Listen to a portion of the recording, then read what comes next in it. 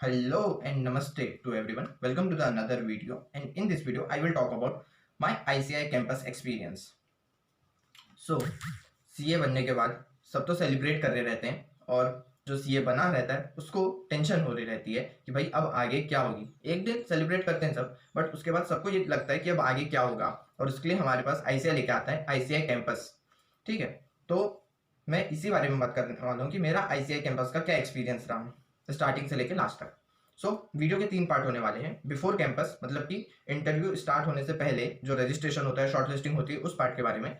Second part will be the interview part, कि interview के time पे क्या प्रोसीजर रहा था, कैसे इंटरव्यू कंडक्ट हुआ था, क्या चीज़ें थी। और उसके बाद लास्ट पार्ट होने वाला है how I prepare for my campus.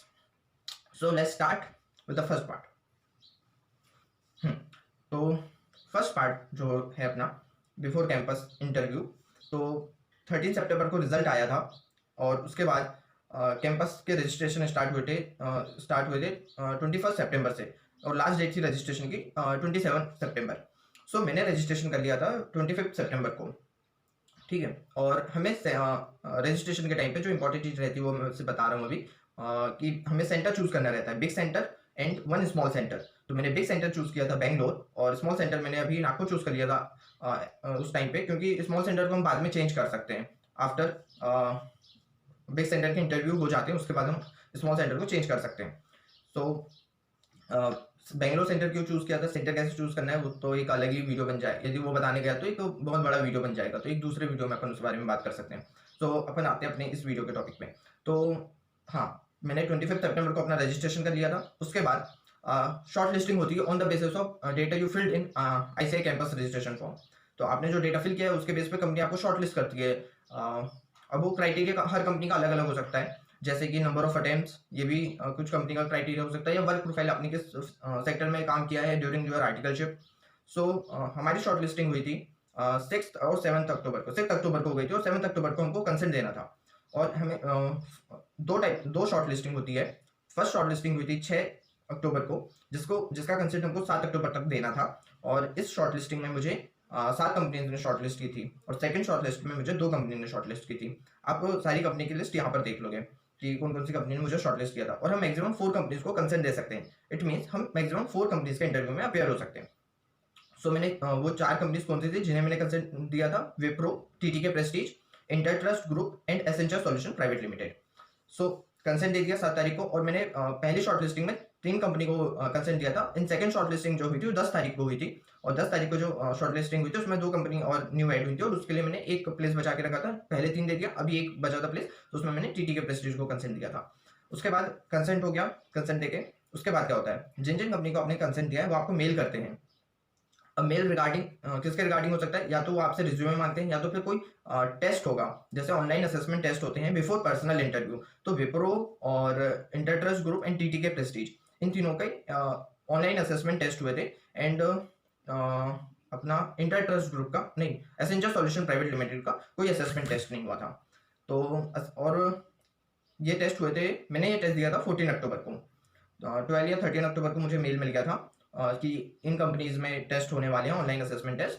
और वो टेस्ट हर कंपनी का अलग अलग होता है, वो कंपनी ही क्वेश्चन सेलेक्ट करती है, हर कंपनी का अलग अलग होता है। तो मैंने टेस्ट दिया। विप्रो का ऑनलाइन असेसमेंट टेस्ट मेरा क्लियर नहीं हुआ, असेंचर ने टेस्ट लिया नहीं था, इंटरट्रस्ट एंड टीटी के प्रेस्टीज का असेसमेंट टेस्ट मेरा क्लियर हो गया था। ठीक है, और रिजल्ट आने में 4-5 दिन लग गए थे इसके। उसके बाद मेरे इंटरव्यू स्टार्ट होने वाले थे 20 अक्टूबर से। 20 अक्टूबर से मेरे इंटरव्यू स्टार्ट होने वाले थे। 20 अक्टूबर को मेरा इंटरव्यू शेड्यूल था एसेंचर के लिए एंड इंटरट्रस्ट ग्रुप के लिए। तो 20 तारीख जब आई तो मुझे एसेंचर सॉल्यूशन लिमिटेड से कोई मेल ही नहीं आया। इससे पहले उन्होंने 2 फॉर्म फिल करवाए थे, मेल पे भेजा था वो गूगल फॉर्म, और उसमें दोनों में रिज्यूमे मंगाया था उन्होंने। Job profile, preferred job profile भी उन्होंने पूछा था। एंड उसके बाद कोई मेल ही नहीं आया, और ऐसा मेरे साथ नहीं और भी बहुत सारे कैंडिडेट्स के साथ हुआ कि उन्हें कोई मेल ही नहीं मिला।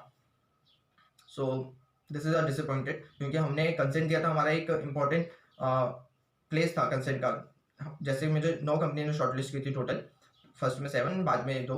तो उसमें मैंने असेंचर को दिया था, तो यदि ऐसा पता रहता तो मैं उसको कंसेंट ही क्यों देता। मेरा एक कंसेंट खराब हो गया। तो उन्होंने इंटरव्यू के लिए कोई लिंक ही नहीं भेजा।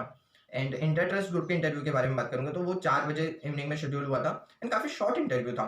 उसमें इंटरव्यूअर ही इंटरेस्टेड नहीं लग रहे थे, उनमें सारे क्वेश्चंस के आंसर दे रहा था और क्वेश्चंस भी ऐसे बहुत कोई टफ नहीं थे। Tell me about yourself, tell me about your family, how is your articleship experience, बहुत सिंपल क्वेश्चंस थे एंड मैं उसके आंसर्स दे भी रहा था, बट वो 10-12 मिनट ही चला इंटरव्यू। और उस इंटरव्यू से मेरे को एक चीज़ रियलाइज हुई कि आपका इंटरव्यू, आपका सिलेक्शन एक लक फैक्टर पे मैटर करता है कि आपका इंटरव्यूअर कौन है। यस, इतना ज़्यादा मैटर नहीं करता होगा, बट ज़रूरी नहीं, क्योंकि यहाँ पैनल बने रहते हैं और ज़रूरी नहीं कि एक ही इंटरव्यूअर सारे कैंडिडेट्स का इंटरव्यू लेगा। तो ऐसे ही हुआ था, मेरे इंटरव्यूअर घर से ही थे, वो थोड़ा मेरे को अनप्रोफेशनल टाइप का लगा था वो इंटरव्यू, कि वो घर से ही थे और एज अ कैजुअल अटायर पहने हुए थे। और ये था 10-12 मिनट ही चला वो इंटरव्यू। और उसके बाद इंटरव्यू का रिजल्ट 2 टाइप से आपको मिलता है, या तो आपको कंपनी से मेल या कॉल आ जाएगा, या तो आईसीआई का जो पोर्टल है जिसमें आपने कैंपस के लिए रजिस्टर किया, उसी में आपको दिखता है कि इस कंपनी ने आपको सेलेक्ट कर लिया है और आपको एक डेडलाइन दी रहती है, इस डेडलाइन तक आपको उनको कंसेंट देना है कि आप एक्सेप्ट कर रहे हो या डिक्लाइन कर रहे हो उनका ऑफर। सो इंटरट्रस्ट ग्रुप का इवनिंग 20 अक्टूबर को इवनिंग में इंटरव्यू हुआ था और पोर्टल पर रिफ्लेक्ट करने लगा था 21 अक्टूबर को, बट मैं उसमें सेलेक्ट नहीं हुआ इंटरट्रस्ट ग्रुप में। और एसेंचर में तो इंटरव्यू की लिंक ही नहीं आई एंड विप्रो में मेरा इंटरव्यू असेसमेंट टेस्ट क्लियर नहीं हुआ था। सो अब बचता है मेरे पास एक ही ऑप्शन, टीटीके प्रेस्टीज, जिसका इंटरव्यू था 22 अक्टूबर को। सो टीटीके प्रेस्टीज का इंटरव्यू का एक्सपीरियंस ये था मेरा कि 7 मेंबर थे पैनल में, सभी ने अलग अलग टाइप के क्वेश्चंस पूछे, किसी ने अकाउंट से, किसी ने टेक से, किसी ने पर्सनल इंटरव्यू। और क्वेश्चंस किस टाइप के थे, tell me about yourself, tell me about family, general questions जो पूछे जाते हैं। और फिर योर स्ट्रेंथ एंड वीकनेस, 10 साल बाद आप खुद को कहाँ देखते हैं, उन्होंने एज पूछा, मैंने बताया 22 एंड उन्होंने बताया आफ्टर 10 ईयर्स आप खुद को इस कंपनी में सेलेक्ट होते हैं तो कहाँ देखते हैं। फिर आपने फिर कैसे क्वेश्चन थे, आर्टिकलशिप में आपने क्या सीखा, मतलब एज अ लर्निंग वर्क को छोड़ के क्या क्वालिटी आपने खुद में डेवलप की, ये क्वेश्चन था। टीटी के प्रेस्टीज के बारे में आपने क्या क्या जानते हैं, तो उसमें उन्होंने ये भी पूछा कि आपने क्या बैलेंस शीट पीएनएल देखा, मैंने देखा था। फिर उसने उन्होंने ये भी पूछा कि यदि बैलेंस शीट देखे हो आपने तो आप क्या बता सकते हो, क्या सजेस्ट कर सकते हो हमको। फिर उन्होंने और क्या पूछा था, अभी मैं इतने क्वेश्चन रिकॉल कर पा रहा हूँ। और कुछ वीकनेस स्ट्रेंथ हो गई, tell me about your family. हाँ, उन्होंने ये क्वेश्चन भी पूछा था कि आपने सीए क्यों चूज़ किया, सीए ही क्यों, और भी तो कोर्सेज हैं तो आपने सीए क्यों किया, इस टाइप के क्वेश्चंस पूछा था। यदि आपको इनके आंसर्स, और मैंने क्या प्रिपेयर किया था और एक एक क्वेश्चन के आंसर मैंने क्या दिया था, वो जानना हो तो आप कमेंट करके बताइएगा। यदि आपको जानना है तो मैं उस पर डिटेल में वीडियो बनाऊंगा कि इंटरव्यू में इस टाइप के क्वेश्चन के लिए आपको क्या करना चाहिए, और जनरल क्वेश्चन के लिए, और मेरे क्या आंसर्स थे। ठीक है, ये हो गया अपना इंटरव्यू पार्ट। अब लास्ट पार्ट जो आता है, how I prepare for campus. So मैंने कैंपस के लिए प्रिपेयर किया था, मैंने सी एक वेबसाइट है जो इंटरव्यू के लिए प्रिपेयर कराते हैं, शिवम पालन सर, जो कि रिस्क मैनेजमेंट भी पढ़ाते हैं। तो उनके साइट पे आपको इंटरव्यू से कैंपस प्रिपरेशन से रिलेटेड बहुत सारा कंटेंट मिलेगा, लाइक जनरल क्वेश्चंस जो इंटरव्यू में पूछे जाते हैं, जैसे टेल मी अबाउट योरसेल्फ और tell me about your family, strength weakness. तो ये सारे क्वेश्चंस को मैंने पहले से प्रिपेयर करके रखा था।